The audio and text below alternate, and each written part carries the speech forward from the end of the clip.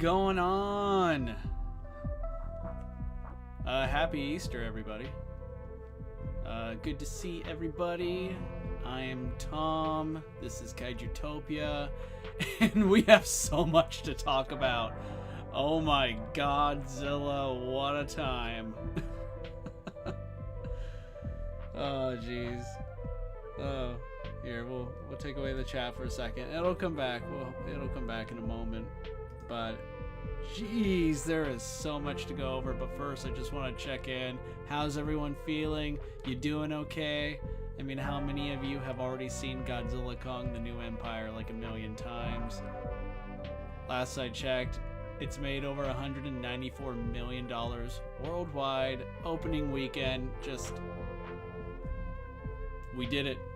We did it. Like, it's really quite phenomenal to see that this movie has greatly exceeded all expectations. I mean, it greatly exceeded mine. I wasn't really expecting it to do this well financially.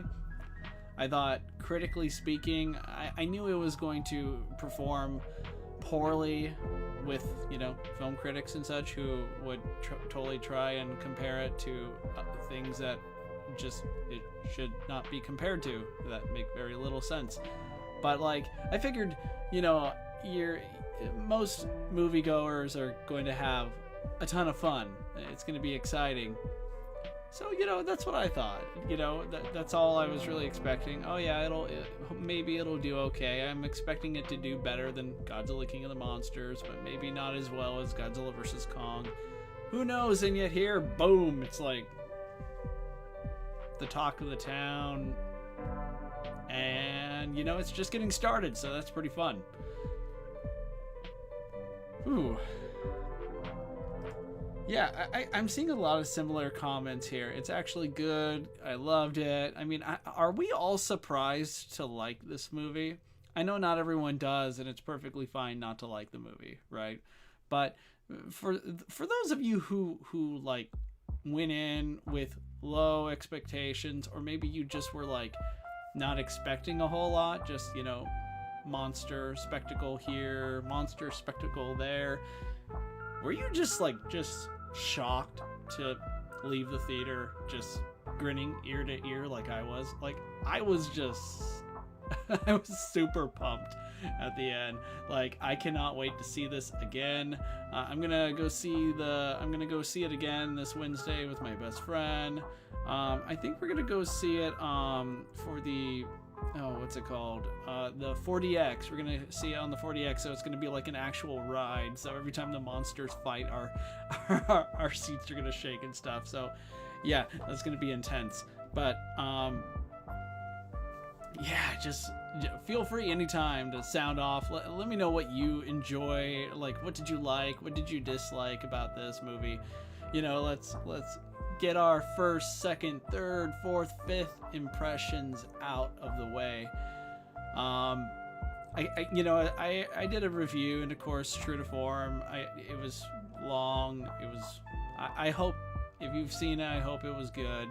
But just to, you know, sum up some thoughts there that I've in that video, but I'm also going to share other things I've been thinking about as it relates to this movie, and of course the future of the Monsterverse. I feel like, due to its success, while there's no guarantee of this, it seems rather I think it's reasonable to assume that we're going to be getting a sequel. I'm sure it will be greenlit either soon or in the weeks to come. And director Adam Wingard has already mentioned that, you know, he's floated the idea of making Godzilla the centerpiece of the next movie, kind of how Kong was the center here. I would argue Kong's been the main Titan protagonist, you know, in both Godzilla vs. Kong and in Godzilla Kong: The New Empire. So it would be interesting to see Godzilla become, you know, the main sort of character that he was in Godzilla 2014 and King of the Monsters. But, you know, I gotta, you know, just to be upfront, like, Kong totally has proven to be such a compelling Titan protagonist. Like every scene he's in, like just it's an epic win. His scenes with Zuko, the young Titan ape he befriends, I would say he adopts in the end. The dynamic between these two characters, these two monsters, like was just extremely heartfelt. At times, hilarious. I mean, Kong using Zuko as a club to batter down the evil ape sent to kill him, like, had me rolling on the floor. And the part where Kong shares his food with Zuko. Zuko at first doesn't trust him. Like, this is the first time anyone has ever shared food with him. And then later, throughout the course of the film, like, they learn to trust each other and such. And I think, you know, I wasn't expecting to like Zuko. I thought it would be kind of, oh man, I hope this thing isn't annoying. And it turned out, no, he's one of the best parts of the movie, like a standout. And he stole the show, and I can't wait to see him again. I think, come to think about this movie, like when it really is all said and done, I'm just kind of like, you know, to go over everything, first we had to not only suspend our disbelief because, you know, kaiju and such, but to really take into account that this movie was, it's been very interesting to see how this movie's been compared, you know, not only before its release, because, you know, I'm sure many of us were kind of expecting this. We saw it coming a mile away due to the, you know, critical reception of Godzilla -1 and such. We kind of knew ahead of time that, oh man, you're going to see so many different outlets, major like channels and such, like just mindlessly, like unreasonably compare this movie to Godzilla -1, thinking because Godzilla is in both, therefore they, you know, the movies have to tonally align. They have to have similar serious storylines and deeply relatable tragic characters and such. And, you know, okay, so we've been rolling our eyes, just preparing to sigh in annoyance for months now, and of course, you know, here we are. But it seems like, generally speaking, it seems to, you know, it's doing very well, and I think for the most part, most people get it. And, you know, I think at this point, I think it's almost safe to say that your average moviegoer understands and seems to have embraced the fact that Godzilla is multifaceted. He can be both be in a serious film that touches upon the metaphors of, you know, nuclear power, the horrors of nuclear weapons, and he can also be a big, goofy, clumsy superhero delivering a vertical suplex to Kong in an amazing short but sweet rematch in Egypt. That was awesome. So awesome. Like, how could you not be laughing right there?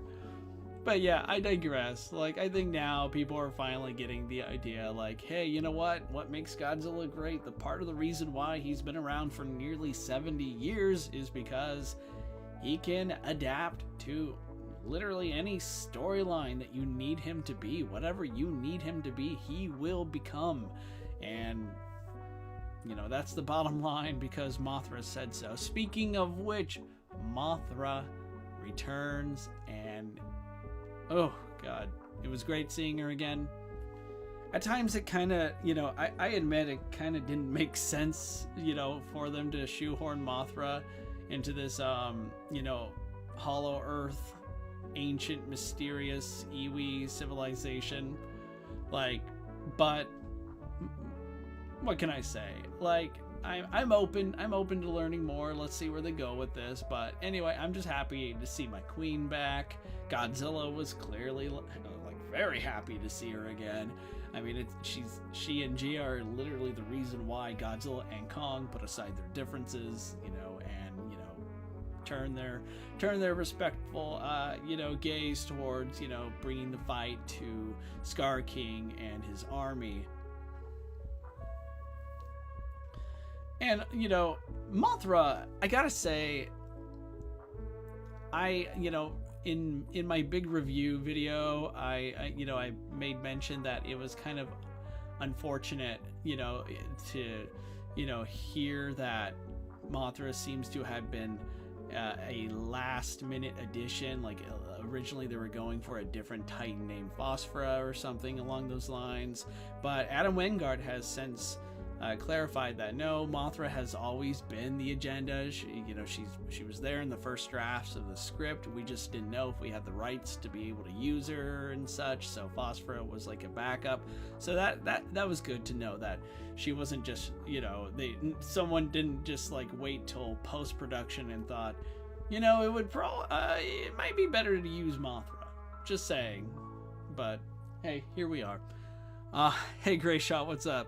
Agreed, people and their wallets seem to like a fun suplexing Godzilla.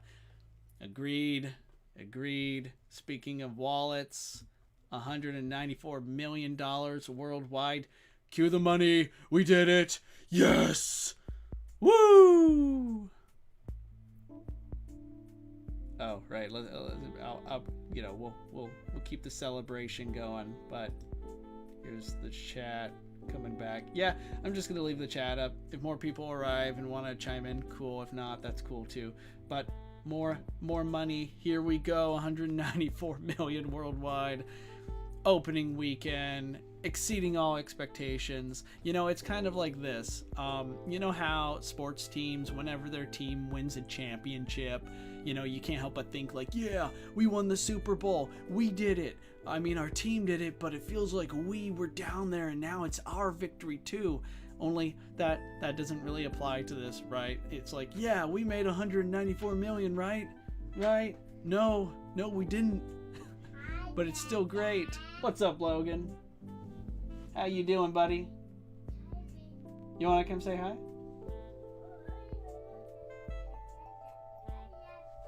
Okay, so as far as the biggest Kong fan on the planet goes, my son is the biggest Kong fan. He loves Kong.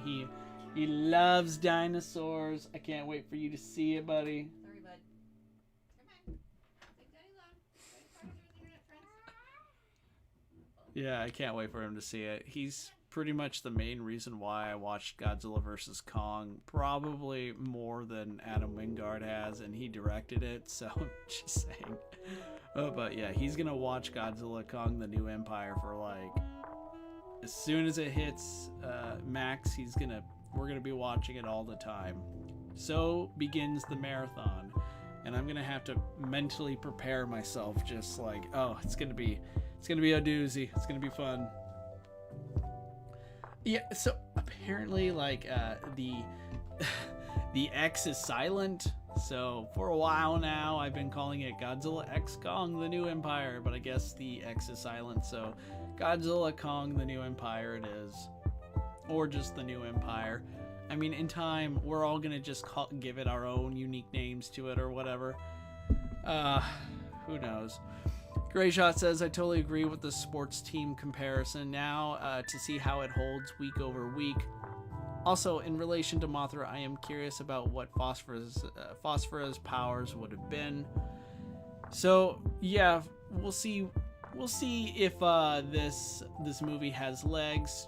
Generally speaking, even the movies that make major box office opening weekend, there's usually like a 40-60% drop, so we'll see if that happens.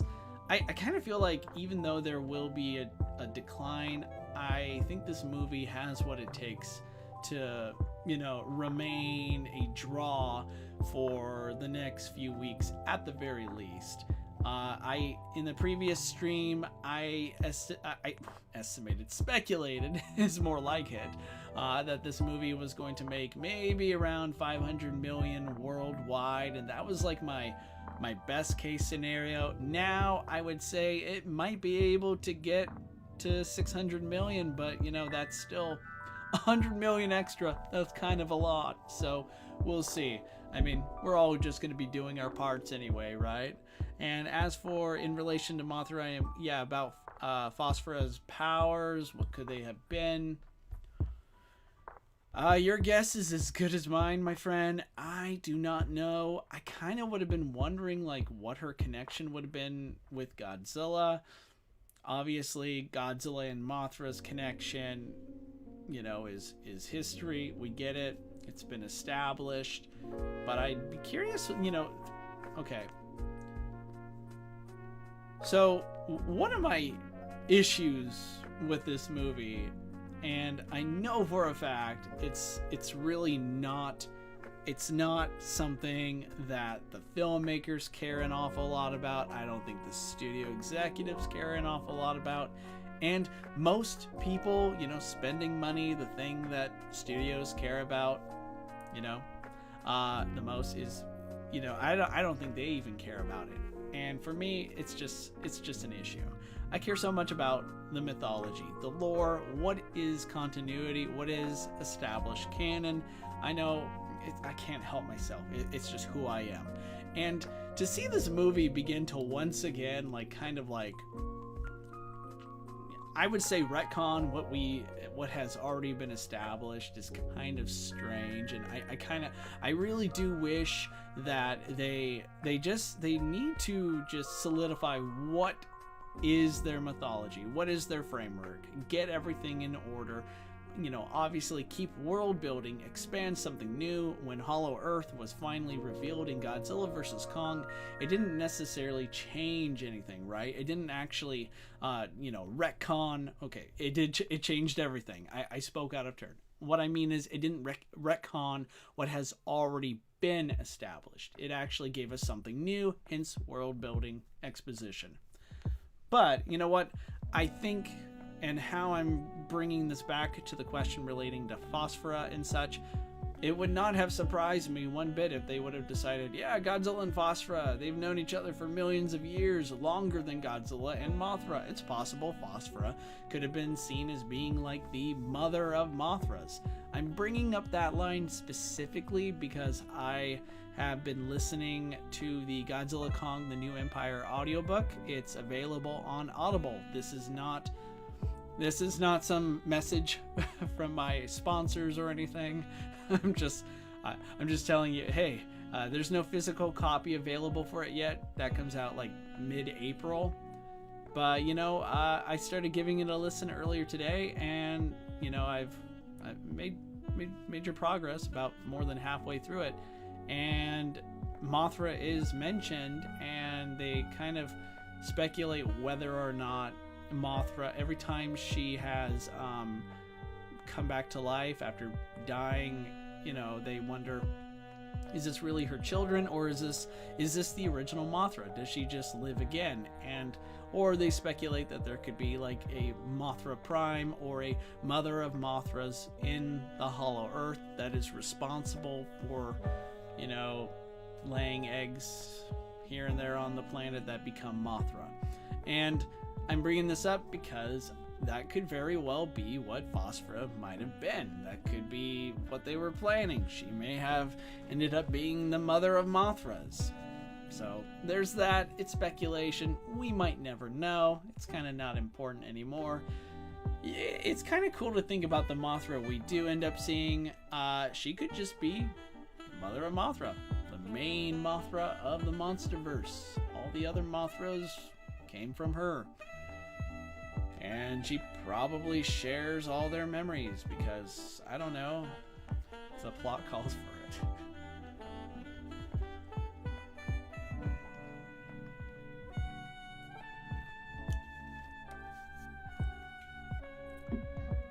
Great Shot, what would you say were your, like, some of your favorite moments from this movie? Like, your top moments? in the meantime, I think some of my favorite moments by far, Godzilla versus Kong rematch in Egypt. That was so much fun. A lot of it doesn't really make too much sense to me, but you don't need to, it doesn't need to make sense. Just sit back and watch these two giants smash each other, just punch each other left and right, like just enjoy the action. Like, it's hilarious that Kong shows up and is basically kind of like, what's up, best buddy? Hey man, I need your help. Your ex sent me. It's time for us to go fight, you know, the guy that I guess in the distant past nearly killed you. So you know, you've been bulking up, I see. So yeah, let's carpool. Let's go. We got to get down there to fight him and stuff. And Godzilla is just he's just seething, right? He's just like, I hate you. I let you live the last time because you helped me against Robo-Me, but not now. I am full of power. I am just like, I am going to mess you up. And Kong is all like, no, hold on, stop. And so much happens in this fight that I just love. The vertical suplex, loved it. Like, yeah, that's great. Kong throwing sand in Godzilla's eyes. You know, that was smart. Kong using his beast glove to good use, literally briefly pummeling Godzilla into submission and then dragging him by the tail towards the wormhole. That was great. That was wonderful. I will never forget that. And of course Mothra showing up, you know, as the peacemaker, basically telling them, as she did back in Ghidorah, the three-headed monster, to Godzilla and Rodan, knock this shit out. We got bigger problems. Get your heads into the game now. And Godzilla and Kong are like, yes, ma'am, and all that stuff. And it was great. Gosh, the anti-gravity battle royale. You know, you had Godzilla, Kong, Mothra, Zuko versus Scar King, Shimo, all the apes. It was so it was crazy good. I mean, I think since Godzilla versus Kong, when Hollow Earth was revealed and the anti-gravity fields were introduced, I mean, we've all, I think at this point, have been imagining like a Titan v Titan duel in the, you know, around the anti-gravity field and what that would look like and how visually stunning it would be. And we got that. I do think it ended a bit too soon, and honestly I probably would have preferred that to be the final battle. The battle in Rio de Janeiro was pretty awesome, but that too was short, and I kind of feel like, okay, if you're going to combine these need to be like non-stop. This is where most of the action, hopefully most of your budget went, but you know what? I don't want to sound spoiled, even though I am, but I gotta say, the battle in Hollow Earth was great, especially like with Godzilla and Kong running side by side, Kong jumping on Godzilla as they charge into battle, Mothra joining the fray, webbing up, you know, the evil apes, Zuko throwing rocks at them. I mean, there's so much going on. Shimo freezing Godzilla, and then Godzilla, getting, after a little help from Mothra, just breaks free and just savagely chases him. I mean, it's so good. It's awesome. And a cool little tidbit, some cool information gathered from the novel. So Shimo's frost breath, it freezes more than just solid objects and everything around it. It freezes atoms. Getting hit by it is literally the equivalent to getting hit by Kiryu's absolute zero cannon. So that's great. She is described aptly described as being a world ender, and yes, fan theory confirmed, Shimo is the one responsible for freezing King Ghidorah long ago, but in doing so, she triggered an ice age and froze the planet. So that's great. Shimo was definitely not what I was expecting, and in a good way. I hear, despite being an apocalyptic threat, she's actually not a, she's not malevolent. She's not evil like Scar King. She's benign. It's just that she's been shackled and, turned into a weapon for so long by, the aforementioned evil ape, who will get to Scar King, I'm sure. We got plenty of time for that. But Shimo, it's really interesting to me. Shimo, I'm really happy they didn't make her into some generic world-ending evil monster. Instead, it's she has this power, but it's not like she's the only one. Godzilla can destroy the world if he wanted to, but no, he's about maintaining balance and of course being on top, being king and stuff. Oh yeah, really, she froze Ghidorah. Yeah, that's mentioned. It's in the novel. Obviously, it kind of the question about whether or not novels should be considered canon or not. I get why that's a hot topic, to be sure. For me, I accept it so long as it doesn't really contradict anything we see on screen and such. As long as the novels don't directly contradict what happens in the movies, I'm fine. I think even Legendary Pictures has stated that the novels are canon. After all, they're derived from the main source. So yeah, it would appear that the theories are true. Shimo froze Ghidorah. I mean, I know we all kind of think about what Mike Doherty said long ago about how Godzilla stopped Ghidorah in Antarctica a long time ago, and that could still be the case. It's just that, most of the time, I honestly, whenever we, the fans have all these serious questions, with things that confound us and we wanted to know for so long, and then you have a chance to actually ask the filmmakers, what's this, we want to know, we're clamoring to know. That's probably the first time the filmmaker has ever thought about it.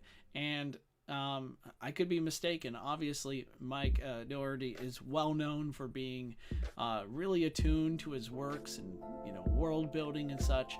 It would not surprise me in the least if he had, thought about it, has a timeline or had one written somewhere. But if you ask me, in my honest opinion, I think Mike, like so many filmmakers, storytellers, they just made something up right on the spot, and then that's what we cling to. That's what, that's all we have. So yeah, it's the word of God trope. It came from the director of Godzilla, King of the Monsters, so it must be true. But things change over time, and now it looks like, yeah, we have another retcon, but this one isn't so bad. The one that I have a big issue with concerns Scar King. Scar King, and granted, there's a big, there's a defense, there's a huge loophole here, a great challenge to my little nitpick, which is, technically these are all stories in canon. They're not canon.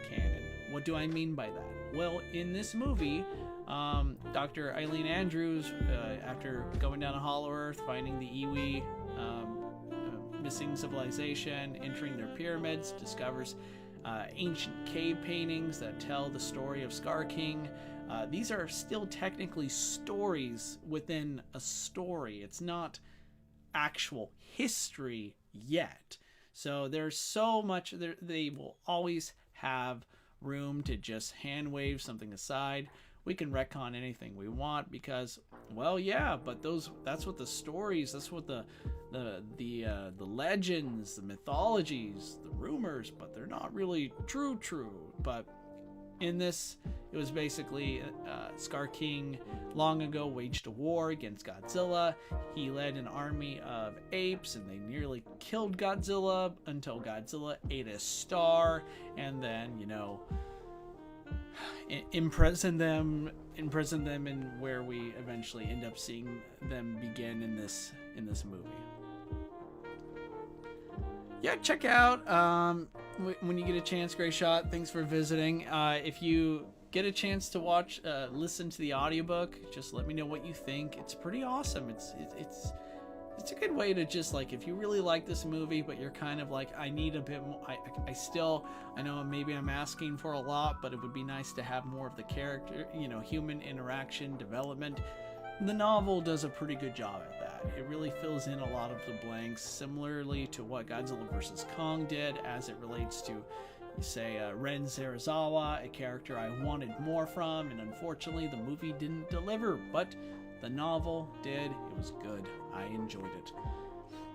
Oh, and anyway, so I brought up Scar King. Let's talk about him. Scar King. Okay, so he's not my number one monster titan villain in the Monsterverse, but he's close. I mean, due to nostalgia and the fact that I really absolutely love how King Ghidorah was depicted in Godzilla King of the Monsters, Ghidorah is still my number one. For a while, Mechagodzilla and the Mutos, they were around number 2 and such, but yeah, Scar King is such a creepy, menacing foe, like such a dark mirror reflection of Kong, and in many ways Scar King kind of exemplifies the worst of humanity as well. Like, what would a evil human do if they were like 300 feet tall? Like, if they were brutal, if they lived for eons and they once tried to take over the world. Like, Scar King to me is such a great idea that was executed efficiently. I wish he came into the picture, into the story sooner. I mean, in this movie, yeah, it would be great if we had a magic wand and we could, like, turn back time, and back when they were planning the Monsterverse in more detail, right, they had Scar King will eventually appear. Let's lay the breadcrumbs here so fans could later come back and pull Leonardo DiCaprio and be like, wow, that kind of thing. But, I just mean in this movie. It would have been nice if Scar King showed up sooner, but, oh man, you gotta enjoy what you get, right? Or you don't, but I do. And, yeah, Scar King, oh man. So, it's kind of debatable as to whether or not, like, does he, does he really have a personality? I think, yeah, I'd say this guy has a ton of personality. He's just an evil bully in every sense of the word. Like, this guy has been doing such terrible, awful things, and that to me, oh man, that to me makes him instantly memorable. I'm gonna move my camera here to the center area. I think this is the center.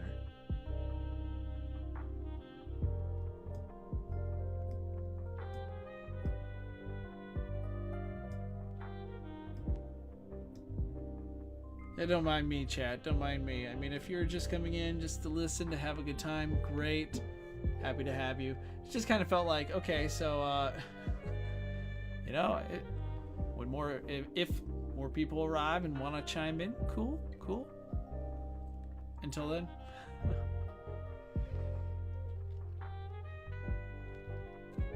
Mittens Cat Underlord, good to see you, my friend. As I understand it, you saw Godzilla Kong and you liked it, so feel free to share what you enjoyed. I kind of see this as a bit of a celebration in many respects. I mean, who'd have thought that despite after starting in 2014 and then Godzilla literally waiting till 2019 to come back, and King of the Monsters, I mean, I'm talking about the Monsterverse, not like Shin Godzilla or the other Toho produced projects. Strictly Monsterverse. Who would have thought that the Monsterverse of all shared universes would still be here? Not only like, and I don't mean like barely holding on, I mean thriving, evolving. It's unreal. It really is, to me, such a huge achievement. And from what I understand, the Monsterverse now has made over $2 billion. I mean, that's the combined revenue of all the movies. So it's not like I'm saying Godzilla Kong broke $1 billion. No, the Monsterverse as a whole, more than $2 billion. This is just incredible to hear. And to say that this movie, there was so much that, you know, riding on this film, that to see it do so well, and now all but certainly I'm like 99% sure that we're gonna get like a sequel here in the next few years. Hopefully Monarch Legacy of Monsters Season 2 will be greenlit if it hasn't already, and maybe another project, more graphic novels. Scar King really should have his own prequel. Okay, so Scar King, I can't keep forgetting about, you know, I get easily distracted. And before I return to Scar King, I'm just going to read what Mittens is saying here because I asked him. I loved it, honestly. It was so much better than I thought it would be. I like that there was no filler. It just went right into the plot. The only other kaiju film I know that did that was the first movie in the Heisei Gamera trilogy. You know, I agree. For the most part, this movie just gets straight down to business. Now, I do have an issue with the pacing. I do think at times the pacing is just a bit too much. It's in like hyperdrive. Like, please slow down. Give us a second. Let us breathe in the scenery. Let us enjoy what no doubt teams of incredible filmmakers have spent so many hours, you know, days, weeks, months putting together. Let's take it all in. Let's enjoy it while we can. So like you know, the pacing, we'll see. Maybe on my second viewing, third viewing, fourth viewing, 700th viewing, the pacing will no longer be an issue for me. But to me, it just, as of right now, it was still kind of, at times, it would take me out. There were other things that I found a bit, there were times where I kind of felt like, God, what was I going to say? Yeah, doesn't matter. Honestly, I liked how fast the pacing was. That's totally fine. Like, again, my mind might change, who knows, but like, it didn't like stop me from being able to enjoy and appreciate the movie. It's more like, slow down. Why? I'm hitting the brakes. Nothing's working, and I have no choice but to sit back. And it also didn't help that I kind of felt like the first act was a little slow. Again, I think we should have gotten to Scar King a lot faster. It took like 45 minutes or even longer before we got to him, but I digress. I had a great time. I love this movie. It was more than I was expecting. You know, there's quite a number of responses, and I definitely can empathize with this. A lot of fans, you know, of all ages, but usually older fans, you're seeing this coming from the most, how they, you know, are expressing that this movie made them feel like kids again.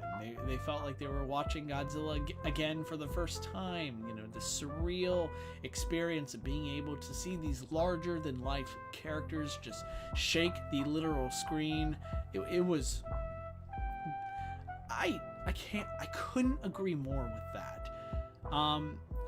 You know, for a while now, it kind of has felt like that. I mean, it's obviously Shin Godzilla, Godzilla -1. We've gotten some really pretty powerful, mature, well-made movies in recent years that, as an older fan, I appreciate it.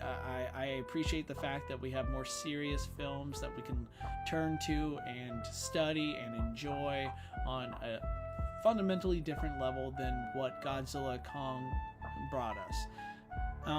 At the same time, I have been wondering, am I ever going to be able to like watch these movies and truly feel like I'm a kid again? Because let's be real, there's nothing wrong with wanting to have fun. Fun is absolutely vital towards your mental health. It's really good for people of all ages to play, to have fun, have hobbies, enjoy your life.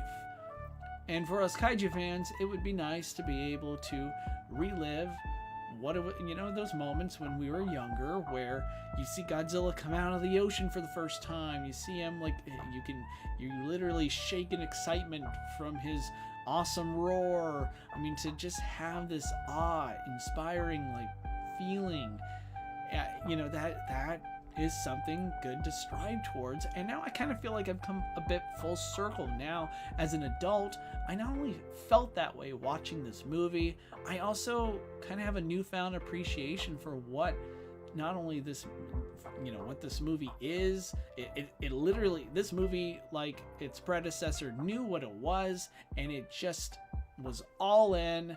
It had no shame. It just fully embraced what makes it fun, what makes these characters, these giant monster movies fun.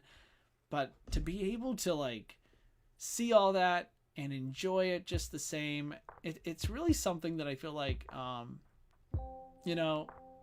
it's something that I can't wait to experience, with my son, seeing him watch it as a kid, and then many years later watch it with him again when he's an adult, and just maybe that's the full circle I'm gonna have to wait for, but we'll find out. Orga boy, I love the giant eel. Oh yeah, that giant eel that nearly ate Kong for lunch. That was great. Welcome, Orga boy. Jake Zilla, King of the Monsters. Hello, my friend. Good seeing you. Honestly, I didn't care about Scar King that much, or Shimo for that matter. They weren't bad, but I just thought they were alright. Totally fair. But for me, Scar King is kind of exactly what I've been waiting for in a Monsterverse villain. We've been eating good. Monsterverse fans, we have been eating good as far as antagonists go, from the Mutos to Skullcrawler, Skull Devils, to King Ghidorah, to Mechagodzilla, and now Scar King. We have a pretty good array, diversity of big bads in this thriving shared universe. Not to mention the Ion Dragon from Monarch Legacy of Monsters Season 1. That thing was vicious. and of course he received his just comeuppance. Spoilers. Yeah, honestly, all I needed from it was to be fun, and it was so much fun, so I'm really happy. Agreed. Yeah, the way they made the Titans move fast, it didn't really bother me so much. I would like them to have more weight in the future, if you know what I mean. To actually feel more like giant, gods. That would be nice for them to return to again. But one thing that I found really quite impressive is that, and this would require careful planning from the director and the filmmakers involved, they were able to at times remind us that Kong, Godzilla, they're gigantic, hundreds of feet tall. But then at times, when it's between Kong and Zuko, you kind of feel for a second you forget they're 300 feet tall. And then of course when they're running or they're moving around, they're doing something, and then it might switch back to a human POV shot. So again, we're reminded, oh no, they're still gigantic, and they're still formidable, extremely dangerous, powerful.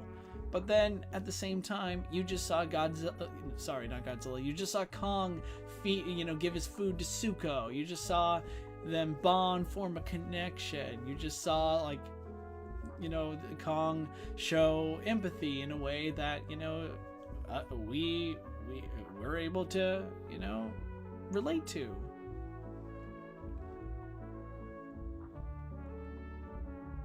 Oh man, this movie, so much going for it.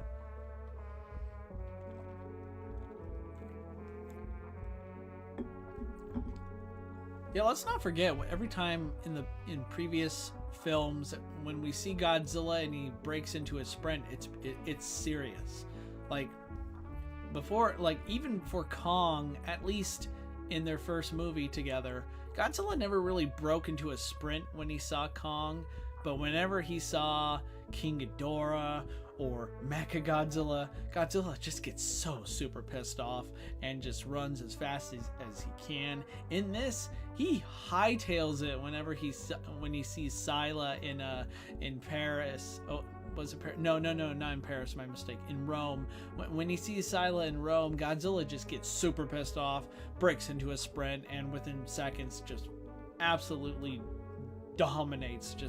Well, let's just say he decorates Rome with Scylla parts, and then of course later when he sees Kong again in Egypt, Godzilla just has had enough, and then he runs a lot in this movie, but then that's kind of the whole point of his evolved form, which was pretty cool.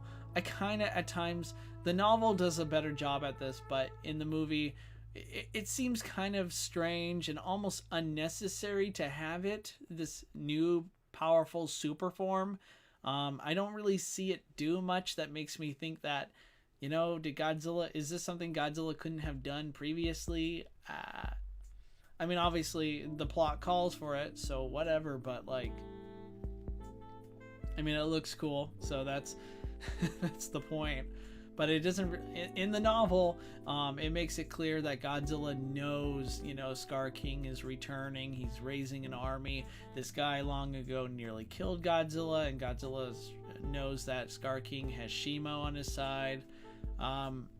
For those of you who just joined me, in the novel for Godzilla x Kong: The New Empire, the novelization confirms that Shimo is not only a world ender responsible for freezing the planet, but also she is the one that froze King Ghidorah after all. So that fan theory is now official.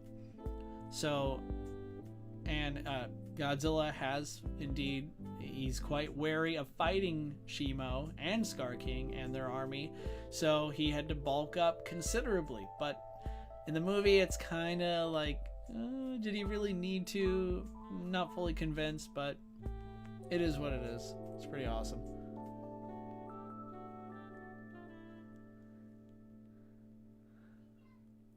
Oh yeah, when Godzilla sleeps in the Roman Colosseum. Yeah, that might be one of my favorite moments. I think, is that what you meant, Jigzilla? Yeah, when Godzilla sleeps in the Colosseum, twice I might add. Apparently that was inspired by Adam Wingard's cat, which any cat lover, cat parent out there knows. Yeah, that's totally something a cat, especially a giant cat, would do. Oh man. I guess, the reason why Godzilla seems to be comfortable in doing that, and this is kind of suggested not only in the novel, but as other fans have pointed out, it might remind Godzilla of his lair from, King of the Monsters, how it was surrounded by, the ruins of lost civilizations. And it's possible, since the architecture was very similar to, Rome, that perhaps, that's kind of the reason why Godzilla feels comfortable snoozing in Rome. So that's something cool to think about. Unfortunately, yeah, we kind of forget this, but Godzilla, he lost his home. So it's kind of a bummer that he still technically doesn't have his home again. Hopefully that changes here soon enough. Here, I'm gonna bring chat back. You guys are all sudden chatterboxes, so go for it. Enjoy. But like, man, Godzilla's just looking for a new home, and at this point, Kong, his entire motivation in this movie and in the last one is to find a new home, because Skull Island became, just a wasteland. It was wiped out by a storm caused by King Ghidorah, by the way. At least according to Kingdom of Kong, the Kingdom of Kong graphic novel. a storm that was later hijacked by Kamazats. So yeah, kaiju nerd here at your service. And so that was the whole motivation of Kong, is to find a home. He found it in Hollow Earth, and then Scar King causes issues, and Kong feels like he's lost his home. It was, when he said that to Gia, after barely surviving not only a fierce battle with Scar King, but also almost freezing to death thanks to Shimo, Kong was on the ropes, kind of felt down, and I hope that might be the direction they go in the next movie as it relates to Godzilla. Adam Wingard has talked about, if this movie does well, it's doing amazing. And of course, if he returns to direct, I say yes. Give the man the director's chair again. Let him make his Godzilla Kong film trilogy. I'm there. I'm ready. We're ready. Give it to him. He's already said and floated the idea that he would like to make Godzilla the main character, the main Titan, right, in the next movie, which so many Godzilla fans we've been wanting, we've been waiting for. Yes.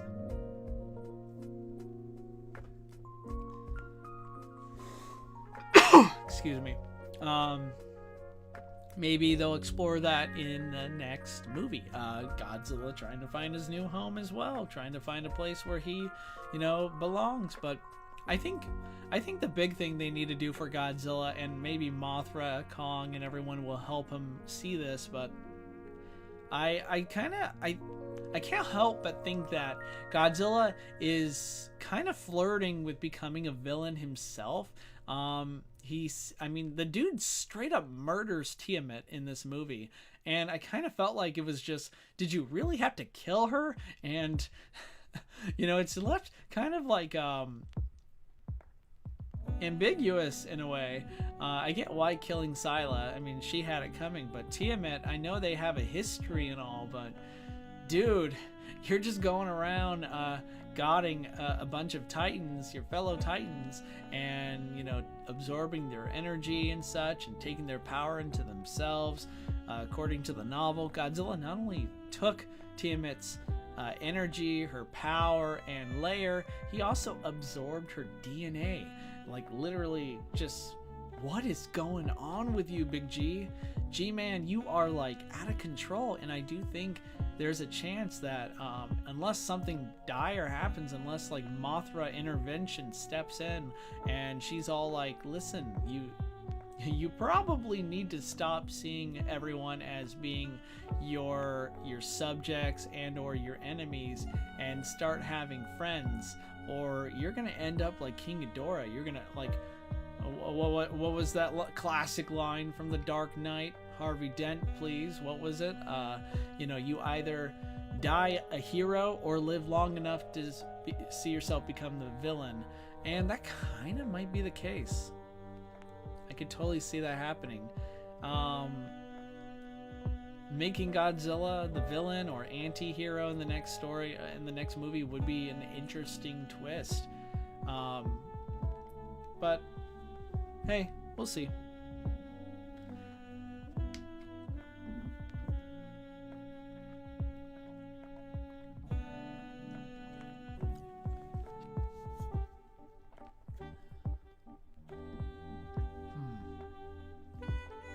Yeah, it was a shame seeing Tiamat die in this. I really liked her in the Godzilla Dominion graphic novel.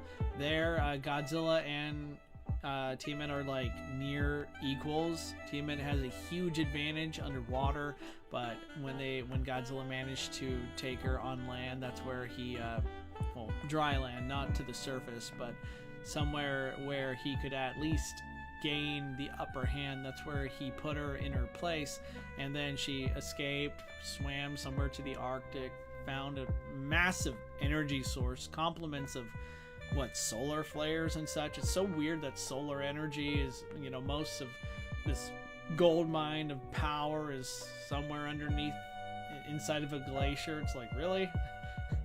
Really? Here? Okay. Anyway, it's just a shame. It's a big bummer to see her bite the dust. She looks so cool in the movie. Alas, it's kind of similar to Amanda's fate from Godzilla Final Wars. Amanda shows up in that movie and it's like super exciting. It's great to see you again, Amanda. Woo! I'm a big fan. And then, oh, you're dead. So, yeah, there's that. Oh, Mittens. And dude, the Playmates toys. I know this stream is about talking about the movie, but the way Playmates has been doing the toys is fantastic. I need to find some. Yeah, they're pretty cool. I admit they're great. The detail for them are, I'm kind of blown away. I have the 11-inch Kong, Godzilla, Evolved State, and Scar King. We couldn't find Shimo, but they look pretty good. I definitely recommend if you're a toy lover, if you want to add these to your collection too. By all means, if you can find them, get them. Oh.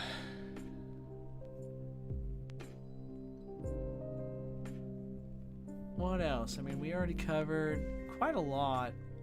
I think, I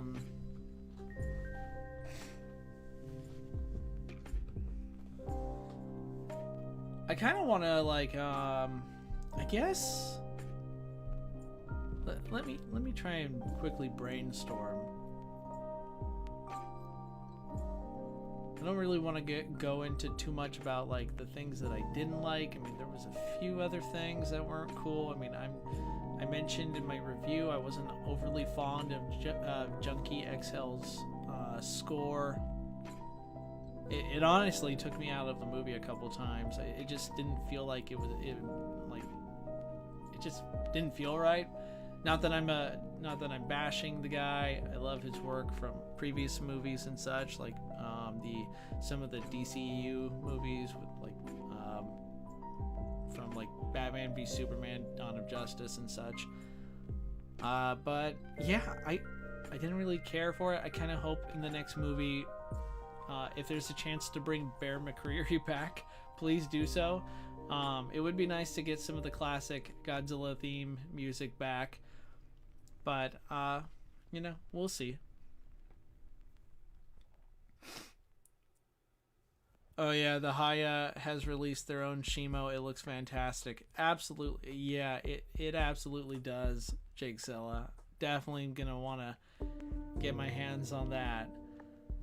Shimo, I really liked how things were resolved for her character. Now, granted, I don't think they should have killed off Scar King. I think he should have been kept alive. It's kind of similar to what Marvel did wrong in the beginning in phases 1 and 2, where they kept killing off some really great villains, robbing the opportunity of bringing them back. I think the same sort of logic applies here. I think Scar King, unlike so many of the other Monsterverse villains, he could have come back to wreak absolute havoc in future installments.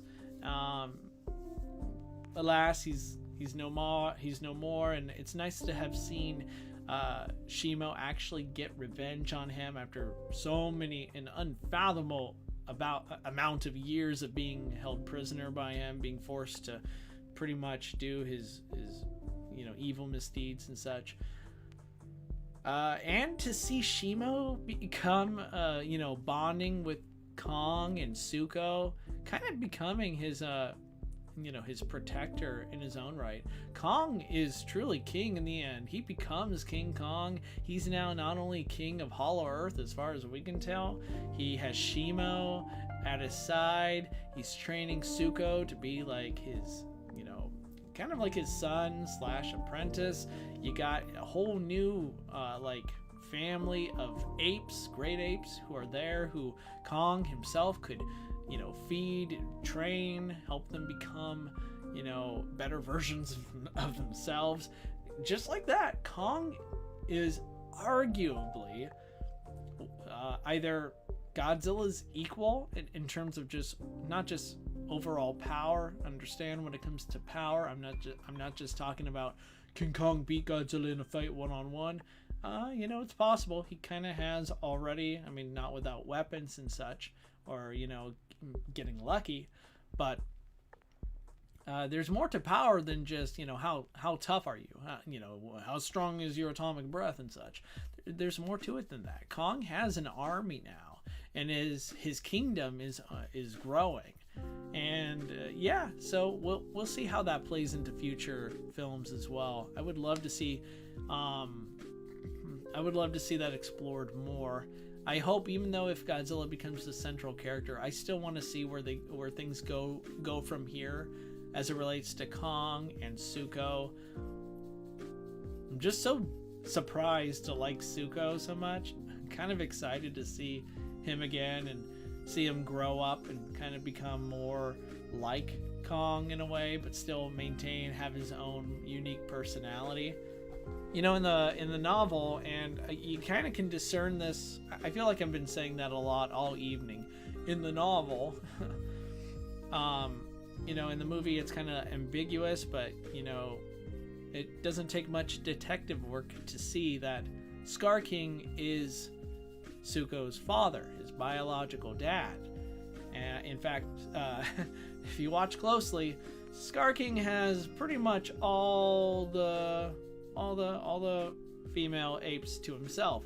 So yeah, he has you could almost argue Kong might be he might be a lot happier now that he's king. Who knows? But Zuko is Scar King's biological child. He's his son. It's why out of all the apes there, Zuko actually has a bit of red hair. Not a bit. He there is a resemblance, is what I'm getting at, and with good reason. So now it's nice to see, though, that Kong, even though he's not Zuko's biological dad, can now raise him right, and it's also it could end up being a really great subplot, a really good arc for Zuko's character in the future, where he's not like his dad, he's not like the Scar King. Sure, they're related by blood, but Kong is going to be a better dad. He's going to be a better mentor. He's going to help Zuko become, I think, a steadfast protector of Hollow Earth and the surface world and beyond.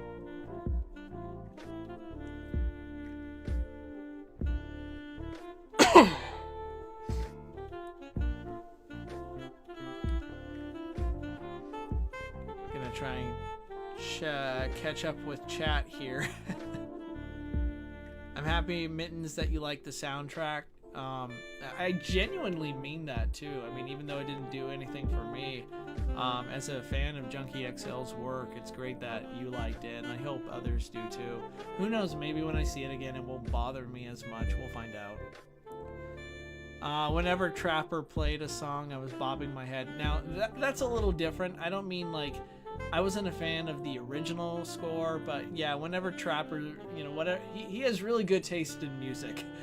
Like the scene with Trapper coming in to save them initially from Scar King and Shimo, that was perfect. That was wonderful. Imagine Bagan is the next enemy. You never know, given how Bagan has become more popular in recent years, and if you've been paying attention, I don't know if any of you have, to like Toho's Godzilla Day or Godziban, Bagan has shown up. It's not like Toho has decided to completely forget Bagan even exists. It's kind of interesting to see, having been around on the Godzilla internet since the early 2000s. Bringing up Bagan was always kind of met with a bit of scorn, like, yeah, sure, in your dreams, who really, oh my gosh, who honestly cares about this character? And now it's become kind of like, well, because he's awesome and it would be really cool to see him. So hey, if Bagan becomes the next big Monsterverse villain, I'm there day one.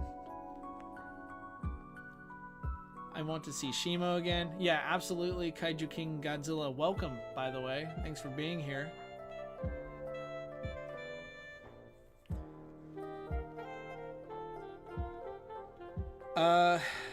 The credit scene, I don't know maybe you guys can specify what you mean. To my understanding, there is no post-credit scene, if that's what you're saying. Maybe I'm misunderstanding what chat's saying right now. I didn't see the credit scene. Yeah, there's really nothing at the end except I think like you hear Mothra, but that's about it. But yeah, I'm definitely going to see the movie again anyway, regardless. But I thought I saw something on YouTube about Bagan in the after credits. Oh, you got to be careful with that. It's possible somebody's trolling you. I know.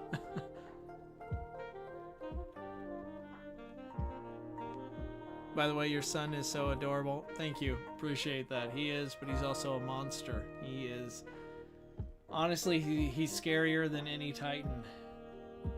He is, like, rambunctious. He is so wild. We love him, though, of course. Hedorah and Destroya being candidates for potential big bads. I feel like these are foregone conclusions. My top 3 choices as far as old monsters go, you know, would be using Hedorah, Destroya, or Biollante. I also would like to see Gigan as well, but if I had to pick the big bads, it would probably be Destroya or Biollante. I mean, I know some people are like maybe gonna lose their minds because I said Biollante. You know, Biollante is not a villain. She was the good guy in Godzilla versus Biollante. Yeah, that's great. Now she can be a bad guy, or she can come across as being an antagonist, but still good. Maybe that's what I should say. Calm down, imaginary person. But yeah, I would love to see Gigan as well. I mean, I love the idea of making, like, Gigan being a mutated Muto. I could totally see. Why not? But Destroya, Biollante, and Hedorah, just seeing them in future, and now this is all very possible. We could easily end up seeing them in future Monsterverse productions. Just imagine something like Hedorah or Biollante with, you know, modern effects. It would just be, it would be so awesome. It would be boss. That's what the cool kids say, right?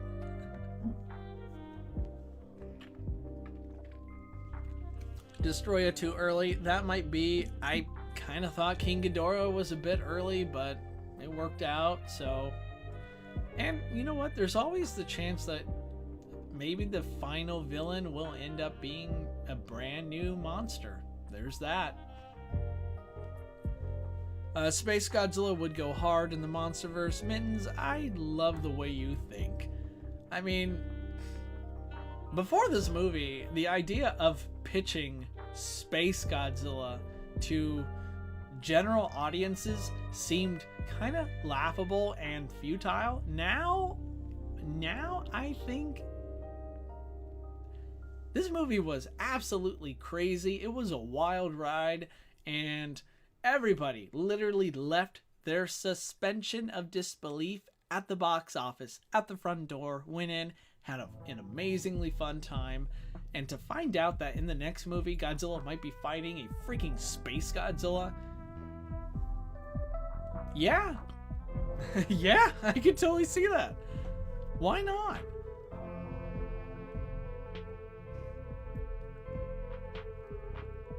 How do we feel about Gamera entering the Monsterverse?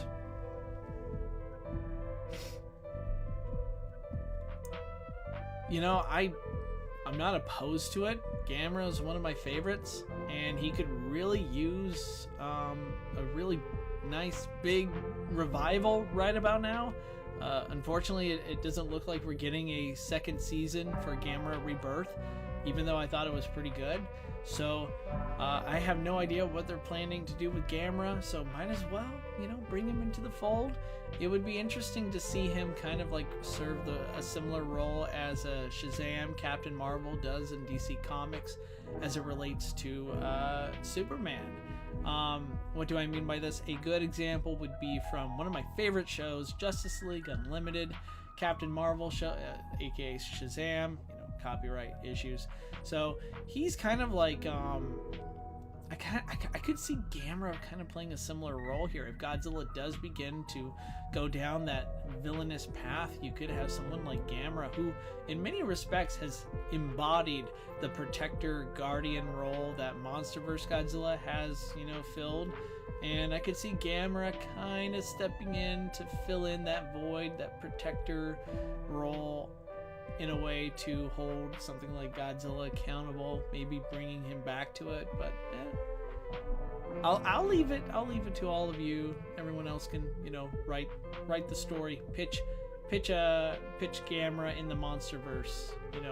What kind of story concepts do you have? Come on, let's hear it.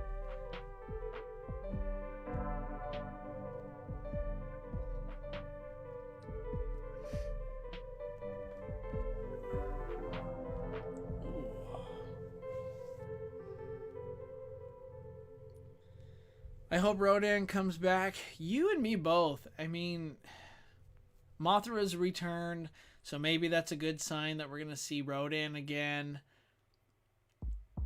I really do hope to see Rodan again. That would be great.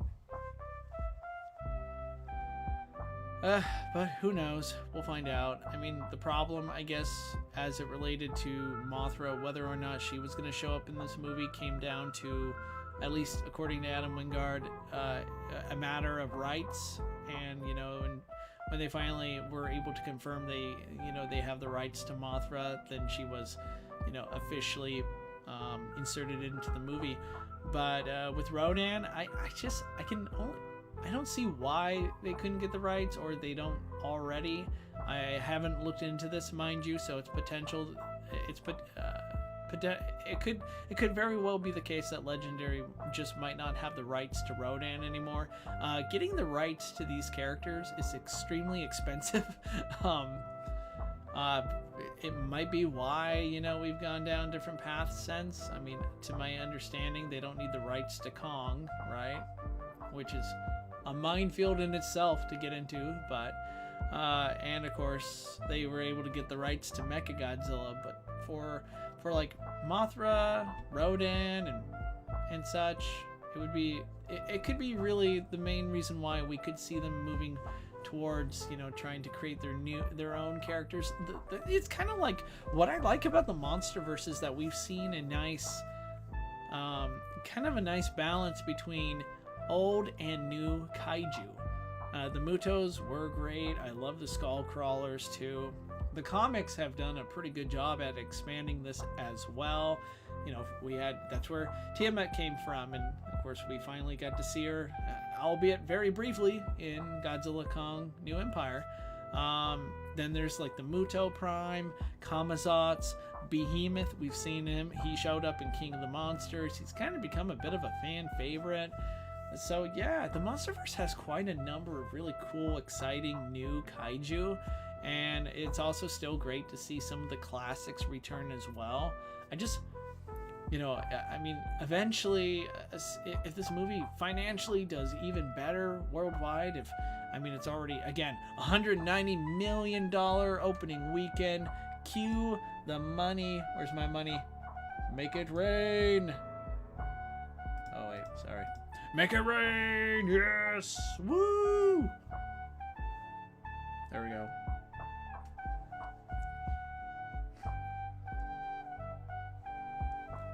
Yeah, so like if these movies continue to do really well, I could see them being able to afford bringing in first an army of visual effects artists. Hi Legendary, I'm ready. Call me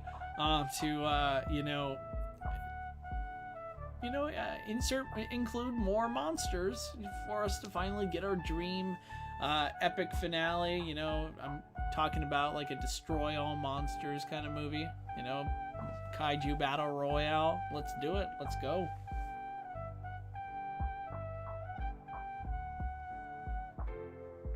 The Monsterverse would end at 2054. That's what I think. Well, that's a tall order right there.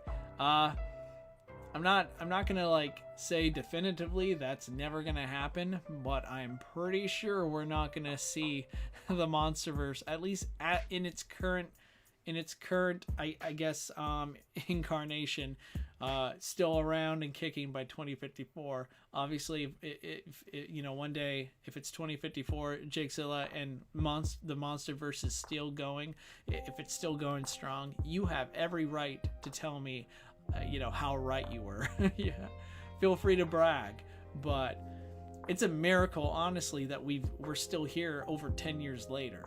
I mean, that's to the Monsterverse's credit, and after growing ever so initially slowly but now exponentially in the shadow of like massive shared universe IPs like Marvel, to see the Monsterverse where it currently is still remarkable. It's very impressive. But these movies are expensive, and it's going to be, if the next, I could totally see the Monsterverse continuing for another like 3-5 years, but to make it to 2054, I mean, at the very least, I think we can all agree that the final Monsterverse movie hopefully will end in a massive battle royal, awesome fight in Tokyo, because the Monsterverse, aside from Muto issues here and there, have left Japan alone. So it's only fitting for the final movie's final battle to take place in Japan. But hey, whatever.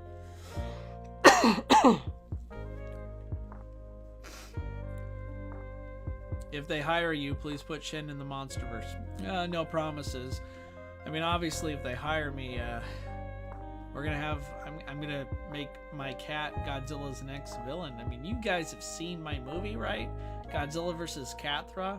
We're gonna have Godzilla fighting a giant cat, and it's gonna be adorable. It's gonna be cute. It's gonna be whatever other synonyms we can come up with for cute and adorable, sweet. It's gonna be all those things.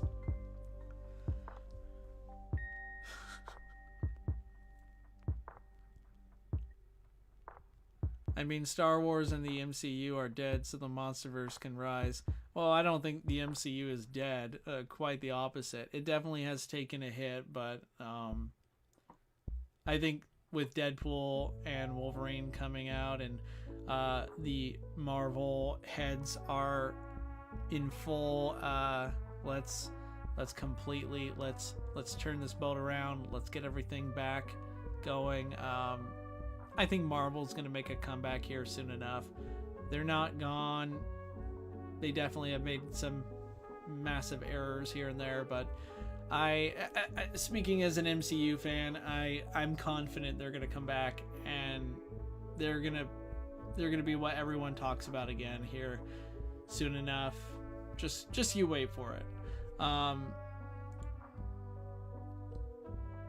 My first video was a dumb Godzilla vs. Cat video. That's hilarious, Mittens.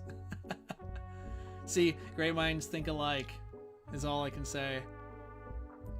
But as for Star Wars is not dead either. I mean, Star Wars I don't think will ever die. Despite, what... Okay. The internet may not be the right place to, kind of like... get an idea of where people are at, like what they support, if something is doing well or not.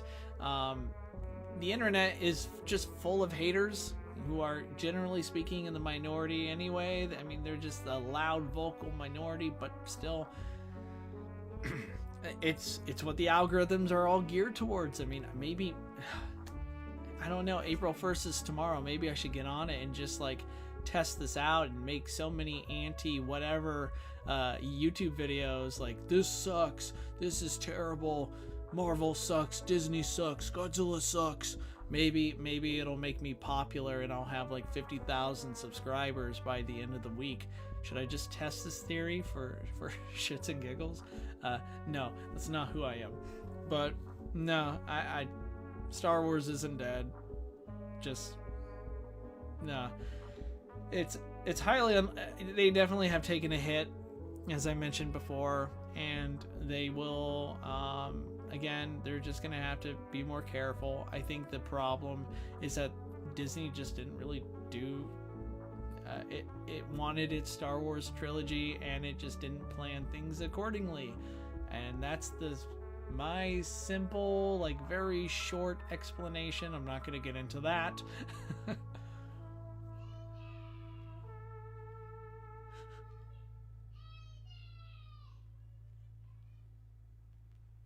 Oh yeah, internet is really not safe. Well, you know what?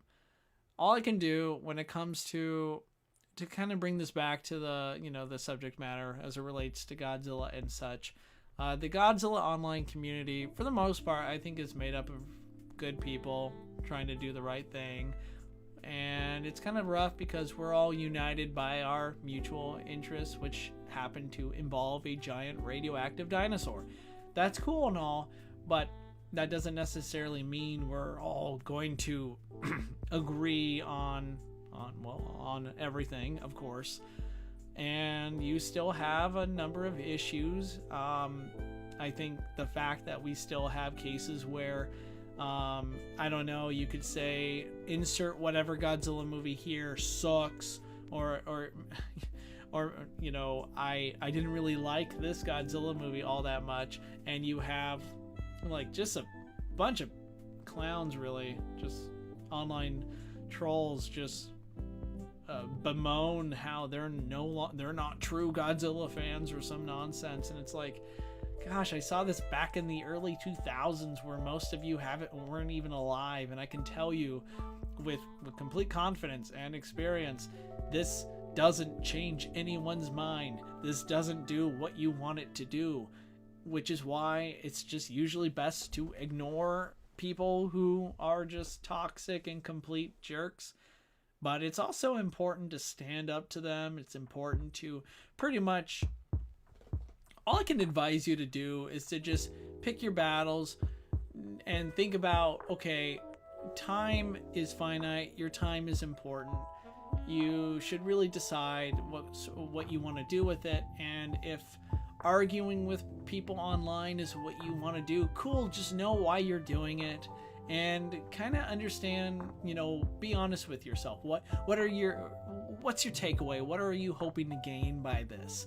Because usually when I argue online, and you guys know me, like, I love power ranking, I love fantasy fights, Godzilla versus Gamera, let's go, or something like that, or Toonzilla from Godzilla the series can totally beat up Showa Godzilla. Bring it on, haters. I'll fight ya. See, I know what I'm getting into, and my motive here isn't to change your minds. It's honestly to have a good time, but that's just me. If you're debating some online troll who's only interested in trying to humiliate you or make you feel like, just make you feel terrible, then realize right here and now, oh no, there's no mercy for this piece of shit. I'm gonna stand up to him, and I'm gonna make it very clear this shit will not be tolerated.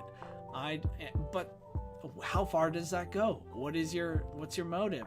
Are you trying to get this person banned? That's kind of, that's kind of serious, but maybe they deserve it. Look into that more, maybe. Or, again, there's that mutant button. You can block them. You can just ignore them. You could, I can't tell you enough, like, for example, when something like this happens on Facebook, if you don't, it's important, like, if you see something like you disagree with, it's usually best to just not, honestly, it's not that big of a deal that you feel like you need to, like, potentially burn a bridge with a family member or a friend.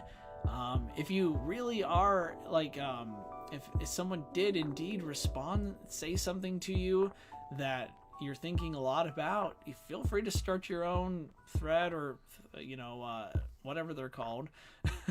But, like, I don't see the importance of trying to make this your top priority unless you really know what you're getting into. Think about the repercussions. Think about what it means. It's good to stand up for people, of course. So if, like, someone you see on, like, some Godzilla online site is being harassed, yes, stand up for them. Let them know they're not alone. let them know that you're not going to tolerate this sort of nonsense. That's good. But really, don't like expect that such an unreasonable like jerk is going to be able to be reasoned with.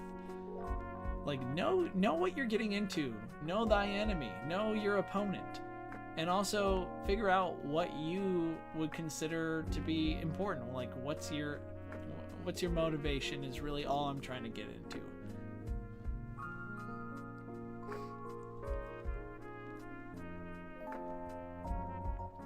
Kaiju King Godzilla. I like Godzilla Evolved. You know, so did I. I mean, I thought the design was cool. I mean, here it is on my shirt by Cavity Colors, by the way. If you want really awesome Godzilla shirts, I highly suggest you give Cavity Colors a try. Excuse me. Sorry, I've been talking for so long now that my throat's like, whoa, we were not expecting this. This is a bit much. I usually don't talk this much, but here we are. But yeah, Godzilla Evolved turned out to be a pretty cool design. I still am not fully convinced that, at least within the narrative, it was necessary, especially since I didn't really think... I mean, I acknowledge Shimo's power. She is an immensely powerful Titan. Absolutely. I think she could give Godzilla a really good run for his money. And the thing is, I didn't see her do anything to make me think Godzilla, you know, at the start of this movie couldn't have, you know, dealt with. But that's just my 2 cents. With that said, the design is pretty cool, and hopefully we'll get to see more of what evolved Godzilla can do in future storylines. Yeah, I like how the anime trilogy was so disappointing and boring for me, but I know people like it, and if you do, more power to you. Mittens, well said. Yeah, some amazing friends online just enjoy the Godzilla anime trilogy, and it didn't really do much for me. I considered it mostly kind of bland for the most part, boring, but they love it, so I'm always asking them questions like, what did you like about it and such, and just listening to them explain it really does help me appreciate it in a different way. And you know what? You can appreciate something without liking it. I know, such a concept seems foreign to, unfortunately, a number of people who have this sort of like, I'd say extremely arrogant, elitist attitude where they believe that their opinion is the only right one. Therefore, it's not an opinion. It's a matter of fact, which is a massive contradiction. It cancels itself out. But hey, it is what it is. Bro, if Godzilla absorbed Muto Prime's energy, Godzilla would be orange. Yeah, Godzilla would be red hair. Would be a redhead if that happened. And of course, redheads, we are the main power in the universe. I mean, Scar King, he kind of was cut off from the redhead, from the Ginger Nation. We exiled him long ago because he was too much like the Joker, just insane, crazy.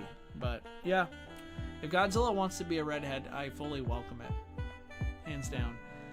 I hope in the next movie they don't spam Godzilla's atomic breath so often. I want to see how he uses his claws, teeth, and his tail more. We kind of got a good, decent amount of that. Maybe I'm... I mean, we've been getting a good amount of that, I think, maybe not just in this movie, but the Monsterverse as a whole. This Godzilla absolutely loves close quarters combat, and he's very good at it. But, you know, I didn't really much care for how, you know, I kind of liked how he used his atomic breath in the recent movie. My only complaint, my caveat, is that I'm not convinced that, again, Evolved Godzilla's hyper atomic breath was, you know, far more powerful than anything we've already seen. I mean, in the last movie, Godzilla drilled a freaking hole into the center of the earth. So, unless Evolved Godzilla like blows up the moon or something Dragon Ball related here, rest in peace, Akira Toriyama, love you, man, then I don't know what to make of it. It just seems, again, kind of redundant, but hey, gotta sell those action figures. Okay, but where does Hanna-Barbera Godzilla rank? Oh, mittens. Oh, mittens.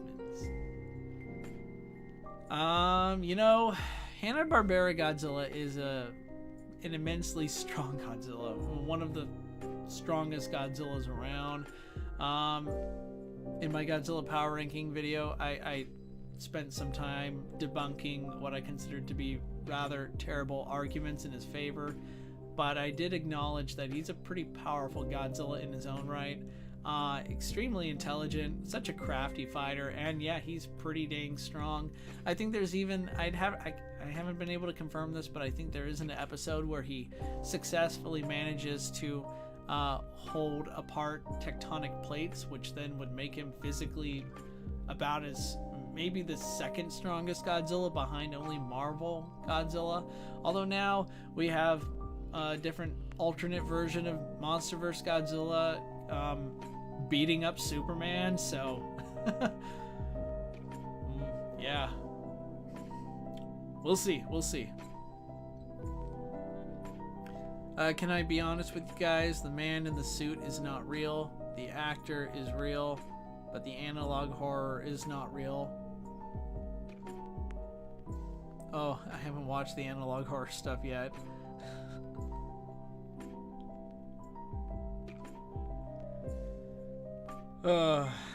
Yeah, Akira Toriyama, his passing really hit hard. That was a tough day. That was a tough week. I mean, this was felt like everywhere, not just in quite a number of online circles I'm fortunate to be part of, but like in real life, like at my place of work, people were just devastated. Dragon Ball has changed many lives. I feel like it's really enriched mine. So I really need to start making more Dragon Ball related stop motions. I got one in the works. We'll see when I have time to make that.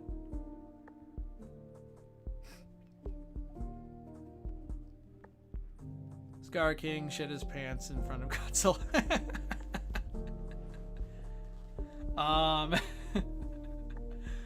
I gotta admit, it was kind of funny to see Scar King briefly try and mess around with Godzilla, and Godzilla was not having it. Just savagely bit apart his whiplash and then severely burned his back and basically made it clear to Scar King, you do not want to mess with me.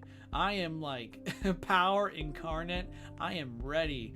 And yeah, so I know Scar King's no longer with us. I think that was a mistake, but it's now what unless they're gonna bring him back reanimated as a mecha cyborg of some kind. Scar King's pretty much done as far as future films go, but it would be nice to get a Scar King prequel graphic novel. I would totally pick that up just to see, like, maybe, and this leads into something that I think we really absolutely need to see in the next Monsterverse movie, or just stop. The filmmakers really need to stop doing this. I know they're doing it. They're doing this unintentionally. They're probably completely oblivious, but we need to see a huge flashback that shows the ancient war, between Godzilla and Kong's ancestors. Show us what really happened. Commit to the mythology. Commit to actually what happened. No more of these retcons where we're gonna just keep changing the ancient rivalry, changing what happened in the distant past in every new movie. Get a team of writers, batten down the hatches, just make it happen. Let's set a foundation, and then from there we can continue to world build, but we need to get our canon in line. Please, Legendary Pictures, Adam Wingard, I'm begging you guys. I'm begging you. Let's stop revising history and show us. Just show it to us. That was one of my biggest complaints about this movie, is when they just told Scar King's story, just by having Dr. Eileen Andrews do a monologue just talking about it while looking at cave paintings. Like, show us. This would be a great time to show a cool flashback of Scar King finding a younger Godzilla. It would be cool to have that coincide while Godzilla is, you know, sleeping, slowly transforming into his evolved state. We would actually get a really good idea of why Godzilla's doing this. I mean, we know he's doing it because of Scar King, but it's still kind of a little inconclusive. It's a little ambiguous in the movie, but it would be cool to see Godzilla remembering what, you know, what happened when he was younger, when Scar King, you could show, you know, Scar King leading armies of, you know, giant great apes, like taking down members of Godzilla's species. If you're going to commit to Scar King being the one that nearly killed Godzilla and, you know, compelled Godzilla to eat a star to be able to use his atomic breath, and from there become, from there Godzilla is inspired to, you know, maintain order in the world, so something like Scar King never takes over again. That would be something that could have been visually amazing. Like, that's something we should have been given, but it didn't happen. It's a massive bummer. I'm over it. Not really, but we need to see this happen in future movies. That's all. Godzilla, thank you for visiting, my friend. Yeah, I think we're gonna be calling this stream. It's gonna be coming to an end here soon enough, but imagine if Scar King becomes a Mechanite Kong. Mittens, that's amazing. You know what? I'm down.